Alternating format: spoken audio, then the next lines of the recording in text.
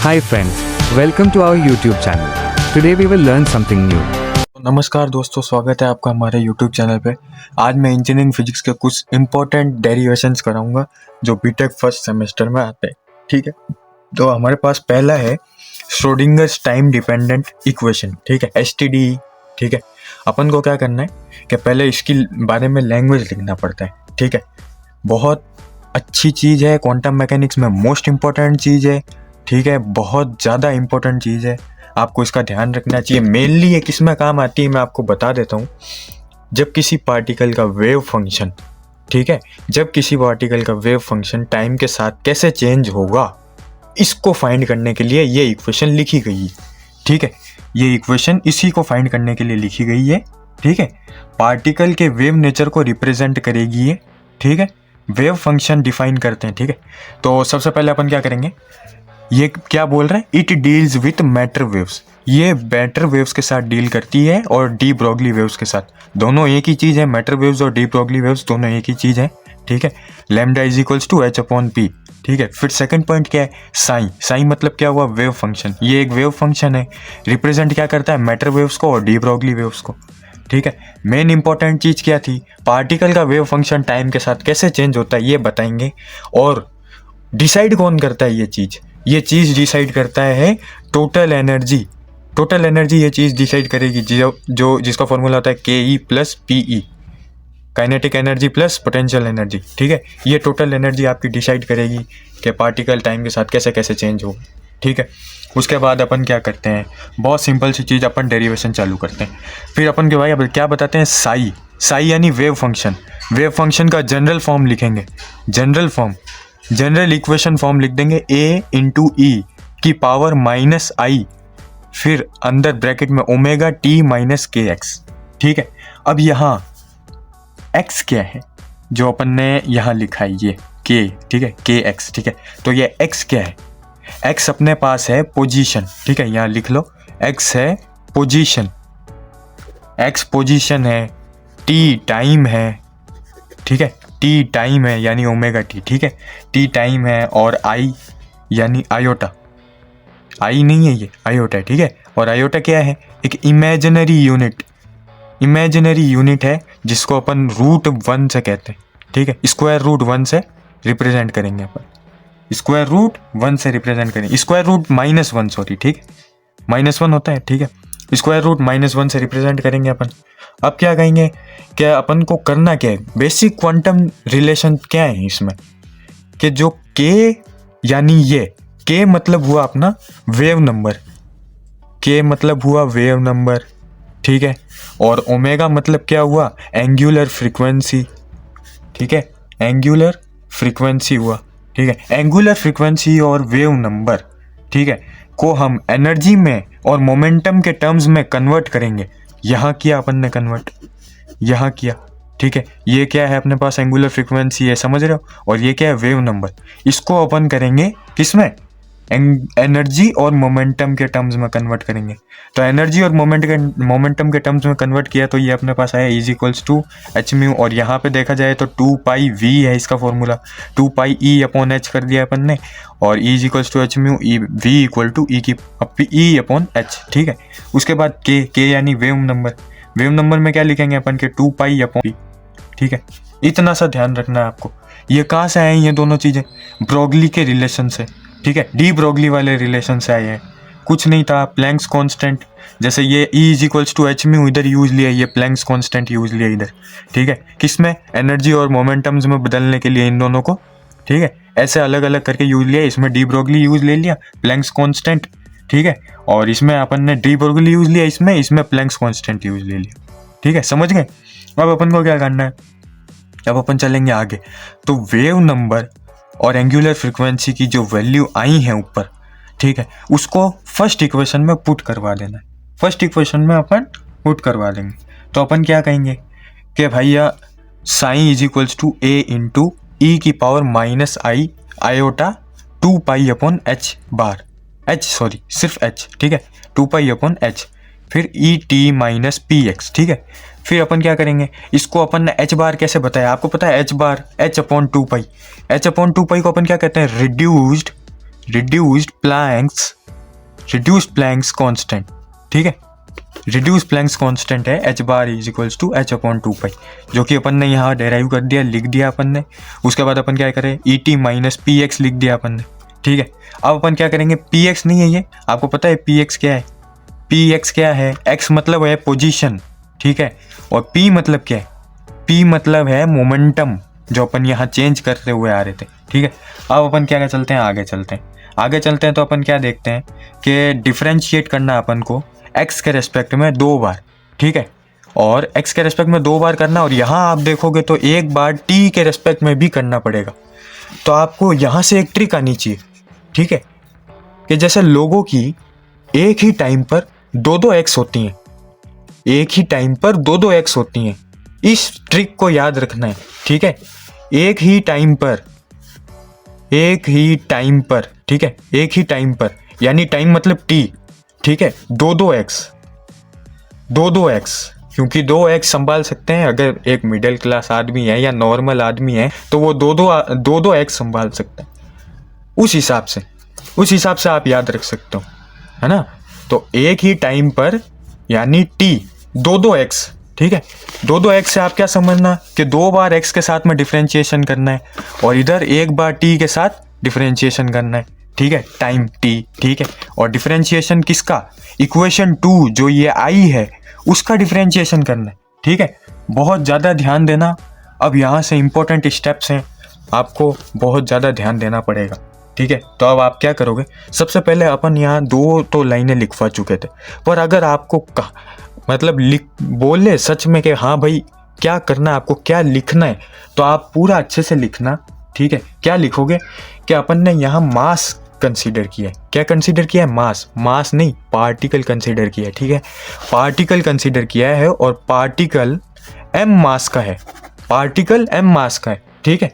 Particle है जो m मास का है, और वो पॉजिटिव x डायरेक्शन में मूव कर रहा है, ठीक है, पॉजिटिव x डायरेक्शन में मूव कर रहा है, और उसकी जो पार्टिकल्स पोटेंशियल एनर्जी है वो v है, मोमेंटम p है, और टोटल एनर्जी E है, ठीक है। अब समझ में आया आपको, अब पूरा समझ में आया आपको। आप बोलो तो मैं ये इसका छोटा सा एक डेफिनेशन लिख देता हूँ, मतलब डेफिनेशन जैसे ही एक पैराग्राफ में छोटी सी 3 लाइनों का आपको बता देता हूँ कि क्या लिखना है।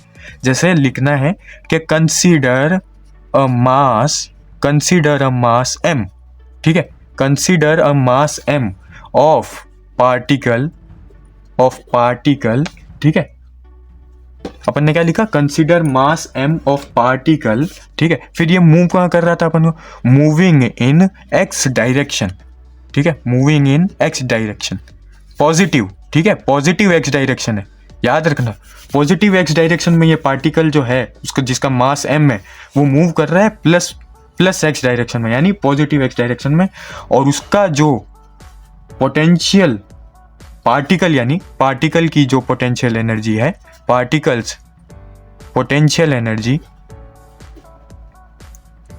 की जो पोटेंशियल एनर्जी है वो v है, ठीक है। पार्टिकल की पोटेंशियल एनर्जी क्या है, v है, और उसका जो मोमेंटम है, इट्स मोमेंटम, ठीक है, इट्स मोमेंटम क्या है इसका, p, ठीक है, और comma it's total energy is E, ठीक है। ये कुछ बेसिक पॉइंट्स आपको बहुत ध्यान रखना है, ये पहले लिख देना, कोई बात नहीं, आप पहले लिख देना, मैं नहीं लिख पाया, आप पहले लिख देना। Consider a mass m of particle moving in plus x direction, यानी पॉजिटिव x डायरेक्शन, ठीक है। उसके बाद उसका पार्टिकल का पोटेंशियल एनर्जी क्या है, v है, मोमेंटम क्या है, p है, और अपने पास टोटल एनर्जी क्या है उसकी, E है। टोटल एनर्जी, ठीक है, टोटल एनर्जी क्या बता रही है, टोटल एनर्जी ये बता रही है कि वेव फंक्शन का मतलब पार्टिकल का जो वेव फंक्शन है, ठीक है, टाइम के साथ कितना चेंज होगा वो कौन तय करेगा, टोटल एनर्जी ही तय करेगी, ठीक है। तो अपन यहाँ पे आते हैं, सबसे पहले यहाँ पे अपन आए थे, तो इक्वेशन 2 का 2 बार x से डिफरेंशिएशन करना है, तो डी स्क्वायर साइन, ठीक है। तो कर्ल स्क्वायर साइन लगाएंगे अपन, curl square sine curl x का square equals to a into I P upon H bar का स्क्वायर e की power minus iota upon H bar E T minus P X, जो कि इसकी power में है, साथ में चल रहा है, और ये आयोटा है, ठीक है, आयोटा है, ये आईपी नहीं है, आयोटा है, मोमेंटम चल रहा है, ठीक है। उसके बाद आयोटा मैंने आपको बताया था कि इमेजिनरी यूनिट है, और पी क्या है, मोमेंटम चल रहा है, ठीक है। फिर एच बार क्या बताया था कि प्लैंक्स रिड्यूस्ड कांस्टेंट है, रिड्यूस्ड की हुई प्लैंक्स कांस्टेंट है, ठीक है। उसके बाद अपन क्या करेंगे, आयोटा का स्क्वायर जो कि √-1 होता है, बाहर आके वो -1 हो जाएगा, ठीक है, बाहर आके वो -1 हो जाएगा, P/H बार का स्क्वायर हो जाएगा, और यहाँ से A इधर आ जाएगा, जो कि ये है पूरा, क्या है, A इंटू ई की power minus iota upon H बार ET माइनस PX। अब आपको पता है ये क्या है, ये क्या है, साई मतलब वेव फंक्शन, और वेव फंक्शन मैंने ऊपर डिफाइन किया था कि ये इसकी जनरल फॉर्म इक्वेशन है, जनरल इक्वेशन फॉर्म है, ठीक है, कुल मिला के जनरल इक्वेशन फॉर्म है किसकी, वेव फंक्शन की। अब अपन क्या करते हैं, आगे चलते हैं। इसका डबल डिफरेंशिएशन कराया था अपन ने, तो अपने पास पूरा आंसर क्या आया, इसको अपन ने साई कह दिया, तो इधर साई लिख दिया, -1 को इधर इंटू करा दिया, तो -P² अपॉन H बार का स्क्वायर। अब अपन यहाँ लिख देंगे कि P² psi is equals to -H bar का square into D curl square psi upon curl X का स्क्वायर, ठीक है। अपन ये लिख दिए, curl square psi upon curl X का स्क्वायर, ठीक है। यहाँ से H बार इंटू में गया था, ठीक है। उसके बाद अपन ने क्या किया, P² साई को यहीं रहने दिया था, बस इतनी सी थी अपन की। यहाँ पे अपन ने क्या बना दिया, थर्ड इक्वेशन बना दी। डबल बार डिफरेंशिएशन हो चुका है, किसका हो चुका है, एक्स का। एक ही टाइम पर दो एक्स, याद रखना, एक ही टाइम पर दो एक्स। इस इक्वेशन को अगर डिफरेंशिएशन के लिए याद रखना चाहते हो तो ऐसे ही याद करना पड़ेगा कि एक ही टाइम पर दो एक्स। उसके बाद अब क्या करना है, एक ही टाइम यानी विद रेस्पेक्ट टू टी, एक ही बार करना है, डबल बार नहीं। तो D psi upon D T किया, -H बार minus iota upon H bar into E minus, जो कि पावर में चल रहा है, माइनस आयोटा अपॉन H बार ET माइनस PX, ठीक है। अब आपको पता है ये पूरी टर्म क्या है, ये पूरी टर्म आपकी क्या है, साई है, ठीक है। ये पूरी टर्म क्या है, साई है। अपन वही करा रहे हैं, सेकंड वाली इक्वेशन को टी के रेस्पेक्ट में करा रहे हैं, और कुछ नहीं है। तो माइनस आयोटा अपॉन H बार कराया अपन ने। फिर अपन ने क्या किया, इसको अपन ने इसको ऊपर भेज दिया, इसको नीचे भेज दिया, ठीक है। तो -H बार अपॉन आयोटा हो गया, ठीक है। फिर E इंटू साई, फिर D psi upon D T. फिर अपन ने क्या किया, ई साई, ठीक है। E psi is equals to -H bar upon iota into D psi upon D T, ठीक है। अपन ने इतना लिखा। उसके बाद अपन क्या करेंगे, ई साई को सिंप्लीफाई करवा के लिख देंगे कि iota H bar into D psi upon D T, लिख दिया अपन ने। अब आपको पता है कि -1 अपॉन आयोटा, यानी ये यहाँ 1 लगेगा ना, क्योंकि यहाँ 1 इंटू H बार मान लो, तो 1 अपॉन आयोटा क्या बन जाता है, आयोटा बन जाता है। यहाँ से बात समझ जानी चाहिए आपको, तभी यहाँ माइनस आयोटा बना, ठीक है। तभी यहाँ से -H बार का पॉजिटिव H बार हो गया, D psi upon D T हो गया। ये मेन कॉन्सेप्ट था, इसकी वजह से हुआ, ये इंपॉर्टेंट स्टेप है, याद रखना, इंपॉर्टेंट स्टेप, ठीक है। उसके बाद अपन क्या करते हैं, मैंने आपको बताया ही था, टोटल एनर्जी ही डिसाइड करेगी कि पार्टिकल का वेव फंक्शन टाइम के साथ कैसे कैसे चेंज हो रहा है। तो E is equals to P² upon 2m। P² upon 2m ही क्यों लिखा सर, हाफ mv² क्यों नहीं लिखा? हाफ mv² हमने इसीलिए नहीं लिखा क्योंकि हमको मोमेंटम की टर्म्स में कन्वर्ट करना है। मोमेंटम की टर्म्स में कन्वर्ट करोगे तो ये आएगा आपके पास P² upon 2m plus Vx, t, जो कि पोजीशन हो गई, ठीक है, और टाइम t, ठीक है। उसके बाद अपन क्या कह रहे हैं कि अपने पास टाइम हो गया, पोजीशन हो गई, v हो गया। मुझे पता है कि यहाँ तो v आ चुका है, x, t आ चुका है, अपन ने हाफ mv² भी बता दिया, ये भी बता दिया, काइनेटिक एनर्जी कैसे अपन ने दूसरी फॉर्म में ली वो भी बता दिया। पर अब मुझे पता है कि मुझे ये पता है कि आपको ये समझ में नहीं आया होगा, ये स्टेप जो है वो आपको समझ में नहीं आया होगा 100%। ये मैं बात लिख के दे सकता हूँ। तो मैं आपको समझाता हूँ कि D psi upon D T क्या हुआ, माइनस आयोटा अपॉन H बार से -H बार अपॉन आयोटा कैसे हो गया। तो अपन क्या कहेंगे कि जैसे ये जो चीज़ है माइनस आयोटा अपॉन H बार है, वो इधर जाएगा तो क्या बनता है, रूल है आपका कि -H बार अपॉन आयोटा बन जाएगा, है ना। तो माइनस एच बार अपॉन आयोटा बन जाएगा। उसके बाद अपन क्या करेंगे, इसको वापस यहाँ बुलाएंगे, यहाँ बुलाएंगे तो ये वैसे ही रहेगा माइनस एच बार अपॉन आयोटा। अब बात क्या होती है कि 1 अपॉन आयोटा लिखा तो वो माइनस आयोटा हो जाएगा, पर माइनस 1 अपॉन आयोटा लिखा तो वो आयोटा पॉजिटिव में रहेगा। ठीक है, ये बात होती है। तो यहाँ अपन लाए इधर माइनस एच बार अपॉन आयोटा लिखा अपन ने। ठीक है, फिर अपन ने क्या किया, ई साई था, साई इसको कह दिया अपन ने माइनस एच बार upon iota D psi upon D T, ये आया था अपना आंसर। ठीक है, अब अपन को क्या करना था, टोटल एनर्जी करना था। टोटल एनर्जी अपन यहाँ पे लिख दी। ठीक है, उसके बाद अपन ने क्या किया, मल्टीप्लाई कराना है पूरी ये जो इक्वेशन है ना, इसको साई से मल्टीप्लाई करा दो। किससे, साई से। साई से मल्टीप्लाई कराओगे, साई मतलब पी एस आई। ठीक है, अपन क्या कहते हैं इसको, पी एस आई, और वेव फंक्शन कहते हैं इसको, वेव फंक्शन। अभी याद रखना, wave function. E into Sai करवा दिया, फिर P square upon 2m psi करवा दिया, plus V X comma T psi करवा दिया। अब अपन ने क्या किया, ई साई की वैल्यू यहाँ से उठा के ये जो पूरी थी ना वो यहाँ रख ली। ठीक है, फिर अपन ने P square psi upon 2m लिखा, तो 2m का 2m तो नीचे यूं ही लिख देंगे। पी स्क्वायर साई की वैल्यू अपन कहाँ से ला देंगे, यहाँ से। कहाँ से, थर्ड इक्वेशन से।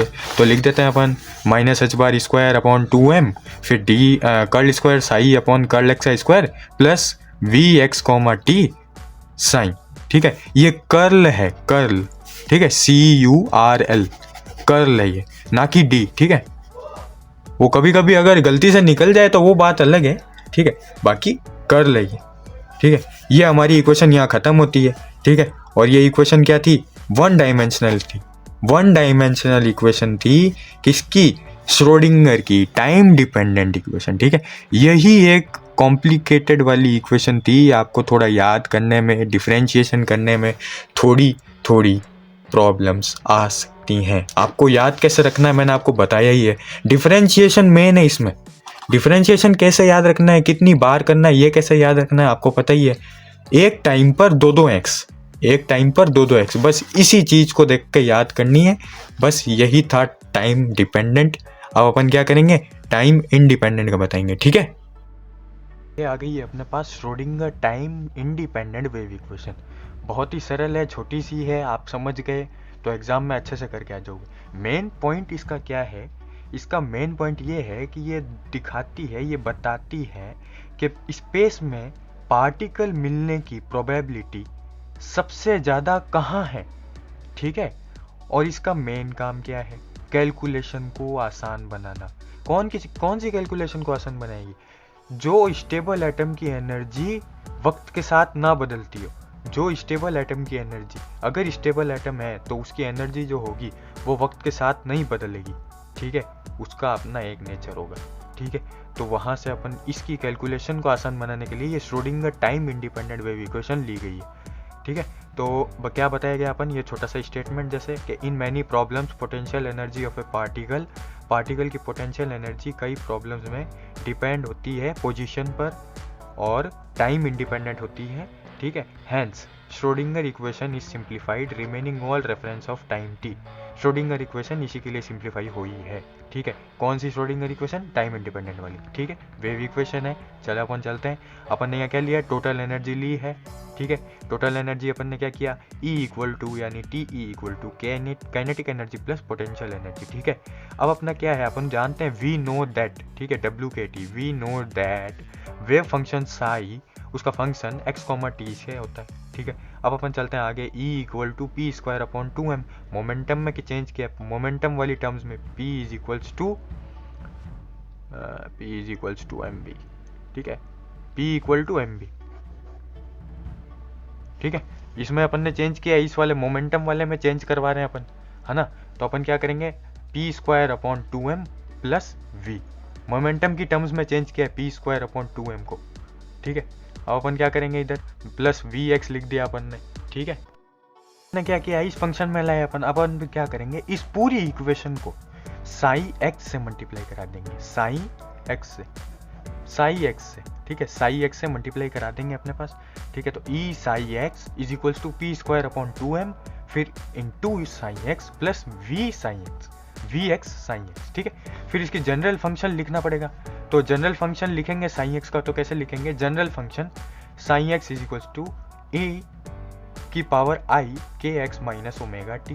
ठीक है, टी पता है आपको, ओमेगा पता है आपको, एक्स पता है आपको, के पता है आपको, आई पता है आपको, ये ई पता है आपको। ठीक, अब अपन चलते हैं आगे। टी मतलब क्या हुआ? टाइम। ओमेगा मतलब क्या हुआ? Angular frequency. एक्स मतलब क्या हुआ? पोजीशंस। और के मतलब क्या हुआ? Wave number. ठीक है, और आयोटा मतलब क्या हुआ? इमेजिनरी यूनिट, जो कि होती है √-1 इमेजिनरी यूनिट। ठीक है, अब अपन क्या करेंगे इधर, अब एक ही बात याद रखनी है, जब आप डिफरेंशिएशन कराओगे इसमें श्रोडिंगर टाइम इंडिपेंडेंट में, ठीक है, तो इधर एक ही बात याद रखनी है, टाइम वाइम का कोई लफड़ा नहीं है, सीधे 2x बस, ट्वाइस 2x, इस चीज का याद रखना है आपको, 2x। ठीक है, इक्वेशन 2 से अपन 2 बार x के रिस्पेक्ट में डिफरेंशिएट करा देंगे। इससे सिर्फ यही याद रखना है, टाइम नहीं आएगा इधर।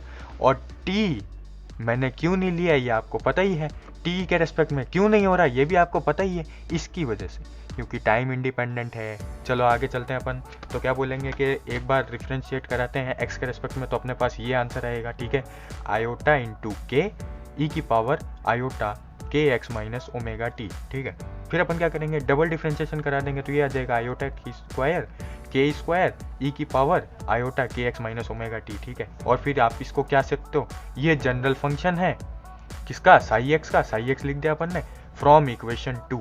अपन के पास कहाँ गई ये रही, तो फ्रॉम इक्वेशन 2 सेकेंड इक्वेशन ये रही, psi x is equals to e की पावर आयोटा है के एक्स माइनस ओमेगा टी। तो अपन ने यहाँ सीधा सिंपल साई एक्स ले लिया। अब अपन ने क्या किया, hence k is equals to p upon H bar लिख दिया। ठीक है, फिर अपन ने क्या किया, मैं तब से D square D x square D क्यों ले रहा हूं, मैंने यहां कर्ल क्यों नहीं लिया, टाइम इंडिपेंडेंट में मैंने कर्ल क्यों नहीं लिया, क्योंकि एक बात समझाता हूं मैं आपको। देखो, पिछली वाली डिपेंडेंट इक्वेशन में क्या था कि वो टाइम डिपेंडेंट थी, क्या थी वो, टाइम डिपेंडेंट थी। टाइम डिपेंडेंट में अपन ने कर्ल इसीलिए यूज लिया क्योंकि जब अपन के पास एक्स वाई जेड वेरिएबल होते हैं, मतलब एक से ज़्यादा वेरिएबल होते हैं, एक्स हुआ वाई हुआ, उनका जब डिफरेंशिएशन कराना होता है अपन को और टी टाइम डिपेंडेंट होती है वो, तब अपन को कर्ल यूज लेना होता है। यहाँ टाइम इंडिपेंडेंसी भी नहीं है और एक ही वेरिएबल है अपने पास, उसी का डबल बार डिफरेंशिएशन करना है, एक्स है तो D by D x use ले रहा हूँ। ठीक है, मैं क्या करूंगा, आपको बता दिया मैंने k equal to p upon H bar, फिर d square upon D x का स्क्वायर, साइन एक्स लगा दिया अपन ने, फिर अपन ने ये लिखा आंसर, के की जगह मैंने P square upon H bar का स्क्वायर ले लिया, अलग अलग बांट भी दिया, पी का स्क्वायर एच बार का square, sine x is equals to minus p square h bar का स्क्वायर। अब यहाँ माइनस कैसे आया ये आपको पता होना चाहिए, minus iota square, iota square की वैल्यू लिखी हमने माइनस, ठीक है, iota square is equals to -1 होता है, पता रहना चाहिए, मैथ्स के स्टूडेंट हो, minus p square upon H bar का स्क्वायर साइन एक्स। ठीक है, अपन क्या करेंगे, sine square p square sine x की वैल्यू निकालनी है अपन को, तो अपन यहाँ से निकाल लेंगे, तो यहाँ निकाली अपन ने minus H bar square D है, ठीक है, कर्ल नहीं है, डी है, अभी समझाया था मैंने आपको, तो D square upon D x square sine x. ये कौन सी इक्वेशन हो गई, थर्ड इक्वेशन हो गई। अब इस थर्ड इक्वेशन को फर्स्ट वाली इक्वेशन में पुट करना है, और फर्स्ट वाली इक्वेशन थी अपनी ये वाली, ये रही फर्स्ट इक्वेशन, ठीक है, e sine x p square upon 2m sine x plus b x sine x. ठीक, फटाफट इधर पुट करवा देते हैं, तो इधर अपन ने ये पुट करवा दी ई साइन एक्स लिखकर, ठीक है, ई साइन एक्स लिखकर अपन ने पुट करवा दी इसको।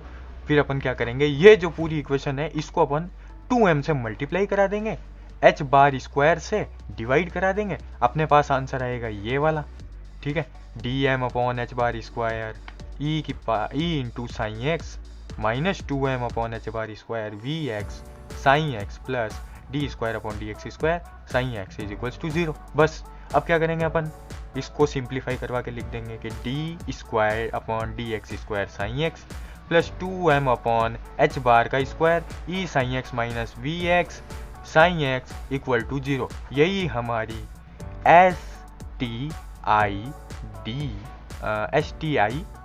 डब्ल्यू ई, ठीक है, याद रखना STIWE हो गई, ठीक है, बहुत सिंपल सी चीज, Schrodinger time independent wave equation, ठीक है, यही याद रखना आपको, बहुत अच्छे से ध्यान रखना।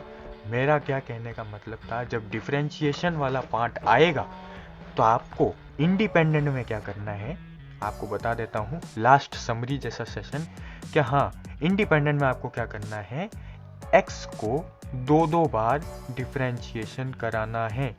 पर इधर कोई टाइम लिमिट नहीं है, इधर कोई टाइम लिमिट नहीं है, इधर कोई टाइम नहीं है। एक ट्रिक है ये, ठीक है, ये कोई टाइम लिमिट नहीं है, टाइम भी नहीं है, कुछ भी नहीं है, ठीक है।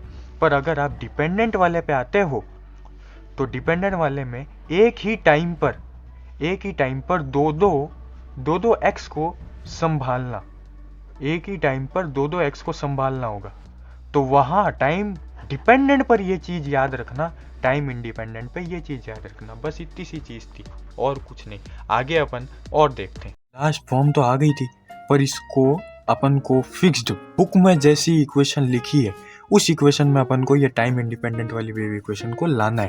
तो अपन क्या करेंगे, बहुत सिंपल चीज, ये जो चीज है ना D square upon D x का स्क्वायर साइन एक्स, इसको अपन इधर भेज देंगे, ठीक है। तो ये माइनस का हो जाएगा D square upon D x square sine x, ठीक है। और फिर अपन क्या करेंगे कि 2m upon H bar square, ठीक है।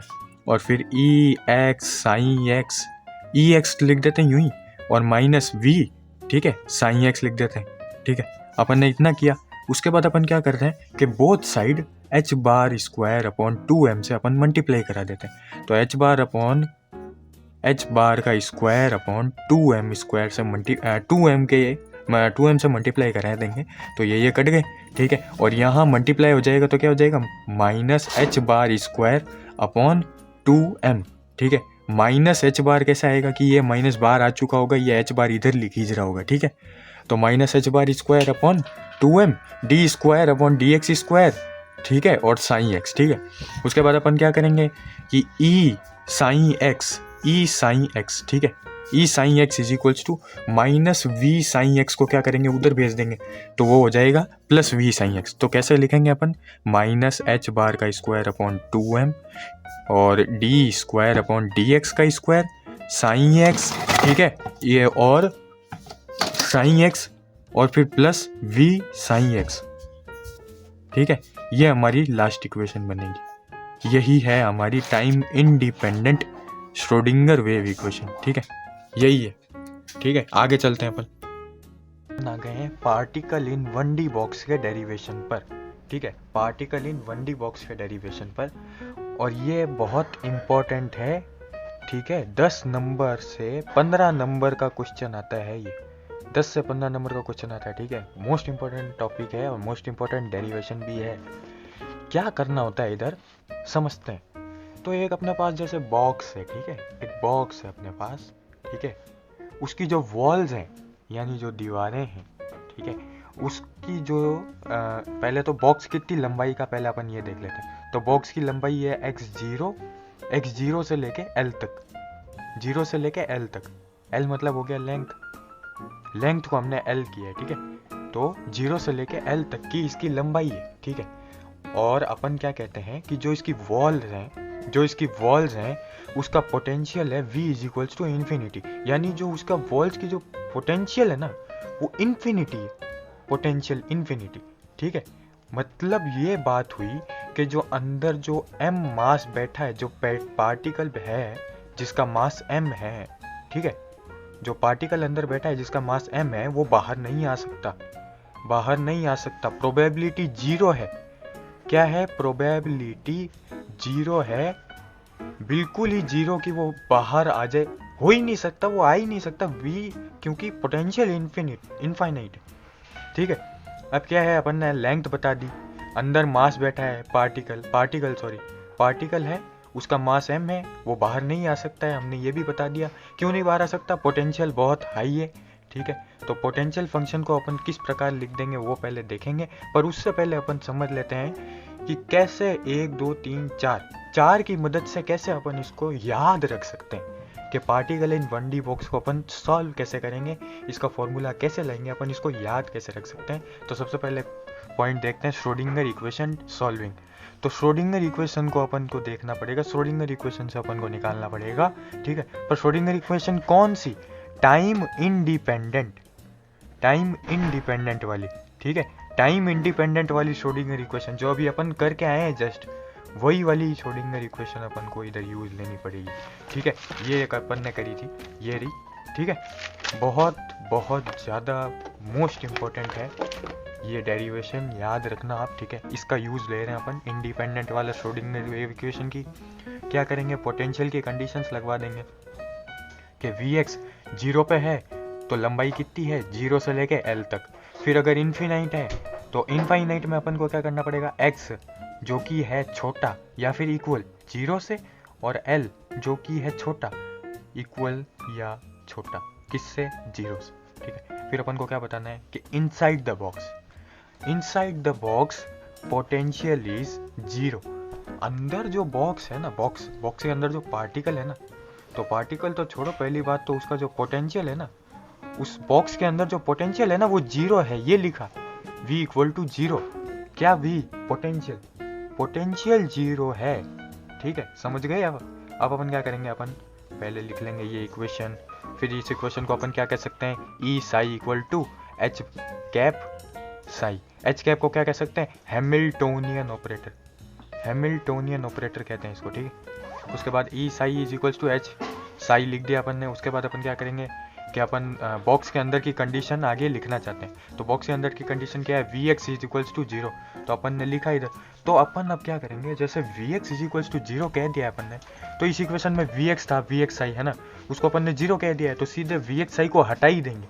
हटा दिया तो अपन ने क्या लिखा, minus h bar square upon 2m d square psi upon D x square is equals to e psi, ठीक है। फिर अपन इसको रीअरेंज करके लिख सकते हैं। रीअरेंज करके लिखेंगे तो क्या आएगा कि ये जो 2m है ना, ये जो 2m, इसको अपन इधर भेज देंगे, ठीक है, इसको अपन इधर भेज देंगे 2m को, ठीक है। जैसे ही 2m इधर जाएगा उसके बाद क्या बन जाएगा कि D square sine D x square plus 2me upon H bar square sine is equals to 0।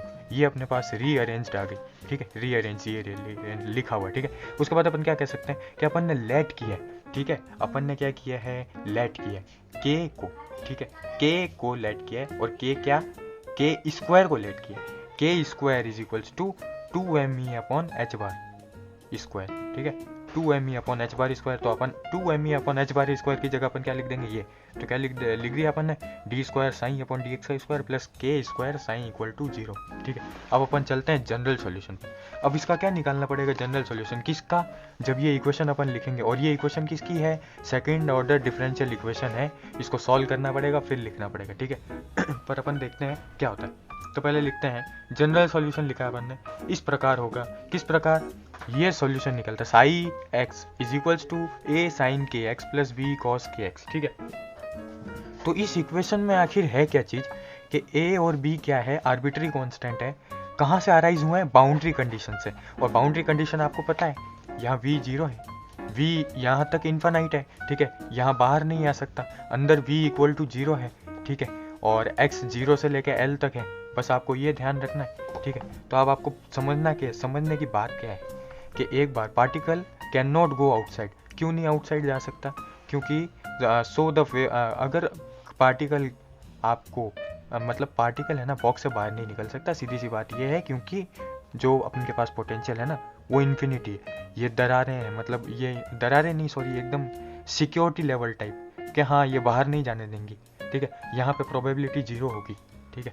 उसके बाद अपन क्या कहेंगे, अपन ने ये समझा दिया। उसके बाद ये particle cannot go outside the box, ठीक है, पार्टिकल आउटसाइड नहीं जा सकता बॉक्स के, तो wave function must have value of 0 at balls, जो कि वेव फंक्शन, अब वेव फंक्शन की वैल्यूज क्या होंगी, बॉल्स के ऊपर 0 होंगी। यानी अगर यहाँ अपन देखा जाए यहाँ और यहाँ, तो यहाँ साई एक्स क्या होगा, 0 होगा, साई एक्स 0 होगा। तो कंडीशन पहली देख लेते हैं कि x की लंबाई अपन ने पहले 0 से स्टार्ट की थी, l तक ले गए, तो पहले x तो 0 डाला, तो साई 0 क्या हो गया, 0, ठीक है, साई 0 हो गया, तो psi 0 equal to a sine 0 plus b cos 0 equal to 0 लिखा अपन।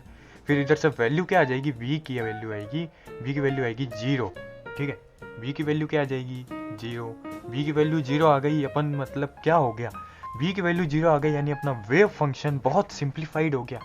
सिंप्लीफाइड मतलब बहुत सरल हो गया भाई, बहुत, मतलब कह ही नहीं सकते तुम, अब तो आसान हो गया अपना डेरिवेशन। तो अपन क्या कह सकते हैं, sine x is equals to A sine X निकल गया अपने पास। ठीक है।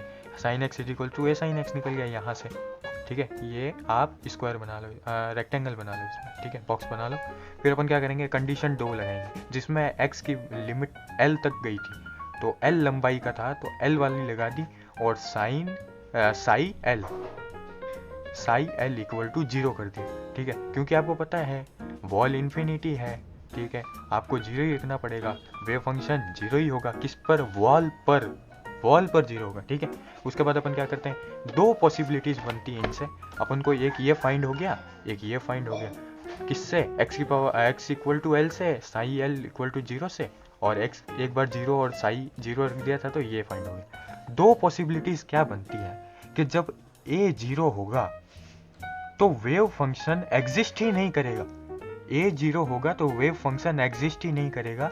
एग्जिस्ट क्यों नहीं करेगा, क्योंकि वो बता रहा होगा कि पार्टिकल मौजूद ही नहीं है, पार्टिकल मौजूद ही नहीं है, ऐसा बता रहा होगा वो, ठीक है। पार्टिकल मौजूद ही नहीं है, पार्टिकल प्रेजेंट ही नहीं है, ऐसा क्यों, क्योंकि ए इक्वल टू 0 हो गया, यानी ये इनवैलिड केस में आ गया, वेव फंक्शन एग्जिस्ट ही नहीं कर रहा है, ठीक है। तो वहां अपन कह देंगे कि ये जो केस है उसको अपन रॉन्ग कह देते हैं, क्योंकि इनवैलिड हो गया ना, अमान्य हो गया, ये बिल्कुल ही मतलब in the sense non sense से बेकार हो गया। अब चलते हैं अपन आगे सेकंड वाले में। सेकंड वाले केस में क्या देखते हैं कि साइन के एल निकला है इक्वल टू 0 निकला है, वैलिड केस है यार, वैलिड केस है। बताऊं कैसे, कि साइन थीटा अगर 0 है तो एन इक्वल्स टू 0 हुआ, क्योंकि sine 0 equal to 0, sine 0 degree equal to 0, ठीक है। तो theta equals to N pi, theta को एन पाई कहेंगे तो के एल को क्या कह देंगे, K L equals to N pi, और के की वैल्यू यहाँ से क्या आएगी, एन पाई अपॉन एल। के की वैल्यू फाइंड हो गई, सबसे अच्छी बात। और यहाँ पे अब मैं बताता हूँ, एन इंटीजर है, एन इंटीजर है, ठीक है। एन पाई अपॉन एल में एन इंटीजर है, 1 2 3 कुछ भी हो सकता है ऐसे, ठीक है, यहाँ ऐसे। पर एन याद रखना एक बात और, एन को कभी 0 मत होने देना, एन 0 हो ही नहीं सकता। अगर एन 0 हो गया तो साई 0 हो गया, साई वेव फंक्शन वो 0 हो जाएगा, बचना यहाँ से, ठीक है। एन 0 हो गया, साइन 0 हो गया, क्या करेंगे अपन, अब क्या करेंगे, आइगन वैल्यूज निकालेंगे। आइगन वैल्यूज की जो एनर्जी है, ठीक है, उसकी वैल्यूज निकालेंगे अपन, आइगन वैल्यूज की एनर्जी निकालेंगे, उसको फाइंड करेंगे अपन। तो अपन ने याद है, अपन ने पहली में क्या किया था, पहले बार अपन ने क्या किया था कि के स्क्वायर लेट किया था, किसको, 2me upon h bar square को के स्क्वायर लेट कर लिया था अपन ने, ठीक है। तो के स्क्वायर जब लेट किया था तो अपने पास क्या आया था, तो अपना के की वैल्यू अभी नहीं क्या निकल के आई, एन पाई अपॉन एल निकल के आई। तो एन पाई अपॉन एल निकल के आई, यानी उसका स्क्वायर कर दो आप, तो सीधी सी बात, जब 2me upon h bar square is equals to K की वैल्यू जब आप रखोगे तो ये आ जाएगा n square pi square upon L square, ठीक है। फिर आप इसको e के लिए सॉल्व करोगे, किसके लिए सॉल्व करोगे, e के लिए, e n, ठीक है, e के लिए आप सॉल्व कर रहे होगे, e n मतलब हुआ आइगन वैल्यूज, ठीक है, समझ जाओ, is equals to N square pi square h bar का square upon 2m l square, ठीक है। फिर h बार आपको पता ही है कि h अपॉन 2 पाई होता है, यहाँ अपन पुट करवा देंगे, h अपॉन 2 पाई कहलवा देंगे, और 8m l स्क्वायर हो जाएगा, और यहाँ n स्क्वायर h स्क्वायर हो जाएगा, ठीक है। बहुत सिंपल सी बात। फिर उसी बात यहाँ पे n हमने बताया है कि ये इंटीजर होता है, वो तो कि मैंने पीछे भी बता दिया।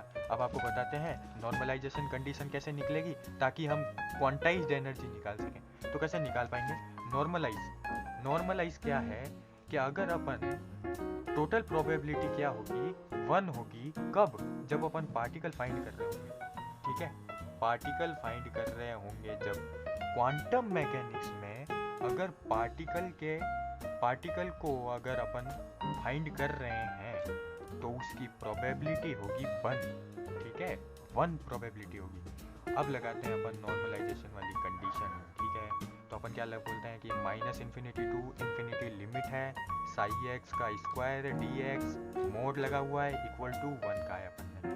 क्या है कि आउटसाइड द बॉक्स जो है साई की वैल्यू 0 है, वेव फंक्शन 0 है, लिमिट कहाँ से लग रही है, 0 से लेके L तक लग रही है, ठीक है। तो 0 से लेके अपन ने L तक लिमिट बोल दी, ठीक है। साई 0 है तो लिमिट 0 से लेके L तक हो जाएगी, समझ गए। उसके बाद अपन क्या लिखेंगे, a sin kx mod square dx is equals to 1, ठीक है 1 है। फिर अपन लिख देंगे a स्क्वायर साइन स्क्वायर, यानी अपन ने स्क्वायर से मल्टीप्लाई कर मोड खोल दिया यार, और कुछ नहीं। tan pi x upon l dx is equals to 1 लिख दिया, ठीक है। फिर अब यहाँ चीज आती है, अब आप सर बोलोगे कि सर ये क्या किया आपने, ये कुछ समझ में नहीं आ रहा है मुझको, या आपने सीधे 1 माइनस ये क्या किया आपने। तो बात क्या है अब समझना, a स्क्वायर को अपन बाहर बुला लेते हैं, a स्क्वायर को अपन बाहर बुला लेते हैं, और यहाँ साइन स्क्वायर थीटा वाला एक फंक्शन में चेंज होने वाला, कॉस फंक्शन में चेंज होने वाला फॉर्मूला लगा देते हैं। और वो फॉर्मूला क्या होगा, sine square theta 1 minus cos 2 theta upon 2। समझ गए, ये जो है फॉर्मूला वो यहाँ अप्लाइड हो जाएगा, dx इज इक्वल टू 1 आ जाएगा। उसके बाद अपन चलेंगे आगे, अपन ने वहां से अपॉन 2 को बाहर बुला लिया, तो a स्क्वायर अपॉन 2 हो गया, ठीक है। उसके बाद अपन ने क्या किया, x minus sine 2 pi n x upon l upon 2n pi upon l लिख दिया, ठीक है। फिर 0 से लेके l तक लिमिट लगा दी, 1 लिख दिया आगे इक्वल टू में। फिर a स्क्वायर अपॉन 2, फिर 1 और 0, जैसे 0 से लेके l तक लिमिट थी तो 1 नहीं है यहाँ पे, ये l है, ठीक है। तो l वाली लिमिट लगाएंगे अपन, तो l वाली लिमिट लगाते हैं, ये ब्रैकेट है, ठीक है, e नहीं है, ये समझ जाना, e नहीं है, ब्रैकेट है। फिर l माइनस 0 लगाए अपन ने, फिर उसके बाद 0 माइनस 0 लगा दिया, ठीक है। लिमिट सप्लाई की अपन ने, इक्वल टू l कर दिया। फिर a स्क्वायर l अपने पास आंसर आएगा अपॉन 2 इक्वल टू 1 आ जाएगा। फिर a square is equals to 2 upon l आ गया। फिर स्क्वायर को अपन ने उधर भेज दिया, तो a equal to root 2 upon l हो गया। फिर नॉर्मलाइज्ड वेव फंक्शन अपने पास क्या फाइंड हो गया कि साई एन एक्स, यानी जो आइगन वैल्यूज थी वो अपन ने इधर फाइंड कर चुके हैं, अपन एनर्जी उधर फाइंड कर चुके थे, एनर्जी आइगन वैल्यूज की फाइंड कर चुके थे। अपन यहाँ पे साइन एन एक्स फाइंड किया, ठीक है। Wave function normalized wave function कहते हैं जिसको, साइन एन एक्स मतलब नॉर्मलाइज्ड वेव फंक्शन। अपन ने उधर क्या कर दिया था, आइगन वैल्यूज ई एन ले रहे थे, तो आइगन वैल्यूज एनर्जी, ठीक है, अपन ने वो फाइंड कर लिया था। अब इधर क्या कर रहे हैं, normalised wave function 2 upon l sine n pi x, ठीक है, n pi x upon l. और फिर अपन ने क्वांटाइज्ड एनर्जी निकाल ली, e n square h square 8ml square, जो कि अपने यहाँ भी निकल गई थी, याद होगा। तो इसको अपन क्या कह देंगे, क्वांटाइज्ड एनर्जी, ठीक है, क्वांटाइज्ड एनर्जी। ये लो यार, लिख दो अब। बस आज की वीडियो के लिए काफ़ी है इतना। 3 डेरिवेशन मोस्ट इंपॉर्टेंट है, 10 15 नंबर के आते हैं, ये मोस्ट मार्क्स कैरिंग है, ठीक है। समझना ध्यान से, पढ़ना ध्यान से, अच्छे से देखना, ठीक है। बाकी आज के वीडियो में इतना ही, कल मिलते हैं, धन्यवाद। और सब्सक्राइब जरूर करना, ठीक है, लाइक जरूर कर देना, और कैसी लगी वीडियो कमेंट भी कर देना। धन्यवाद।